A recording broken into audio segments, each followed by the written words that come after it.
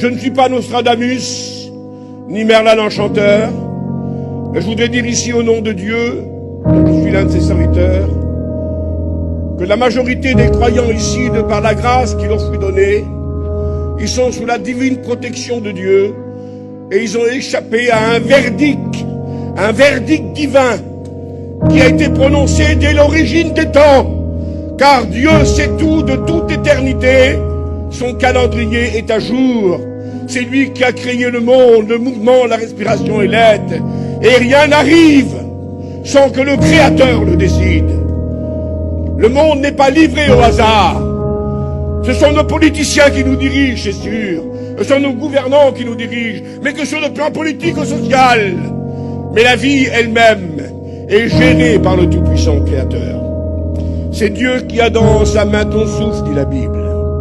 Et rien n'arrive sans qu'il ne le veuille. Le prophète le déclare. Est-ce qu'une chose arriverait sur la terre sans que Dieu l'a prévu, sans que Dieu l'a organisé? Rien n'arrive sans sa volonté. Mais le monde a tremblé et il est sur le point de trembler encore demain à cause des virus et des pandémies. Une pandémie microbienne, eh bien, peut arriver d'une journée à l'autre et ça peut détruire une partie de la planète. Les mutants virus sont là, mes frères. Et le monde craint une pandémie. La science craint une pandémie. Je voudrais pas être, Seigneur Jésus, quelqu'un qui vous embête ce soir, mais quelqu'un qui vous prévient au nom de Jésus que ce que les scientifiques disent, la Bible avait dit avant. Mais la mort qui va sévir. Et Dieu sait que c'est comme ça que prévoit la Bible et vous ne changerez pas le verdict. Et je ne changerai pas le verdict. Je vous avertis devant Dieu que tout ça est vrai. Et que tout ça est prévu par la parole de Dieu. Les pandémies, les pestes. La peste noire qui a fait des millions de morts peut revenir d'une journée à l'autre.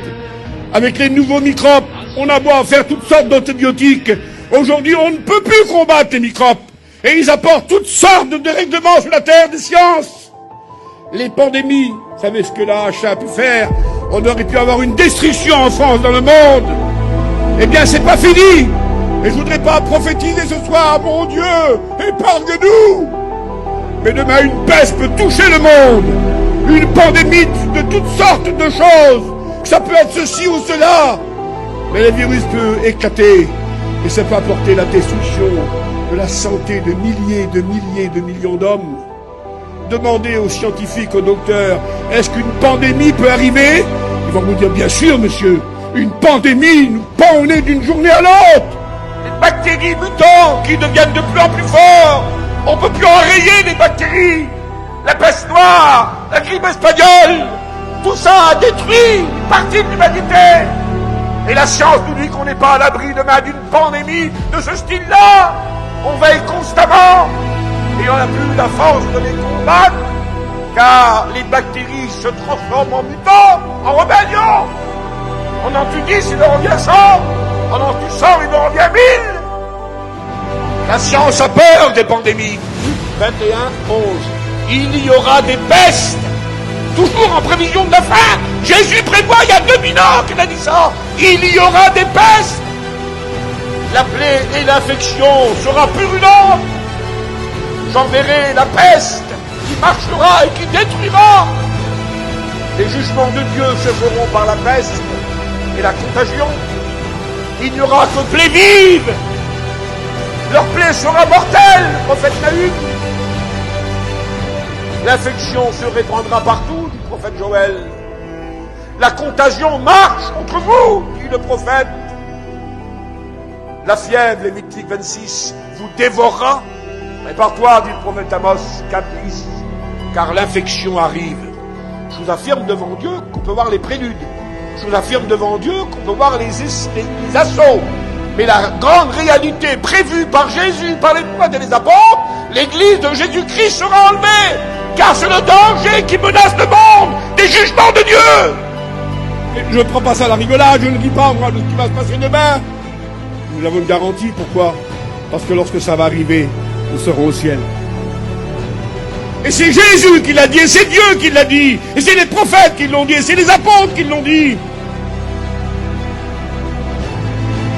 Vous savez en quel temps nous sommes.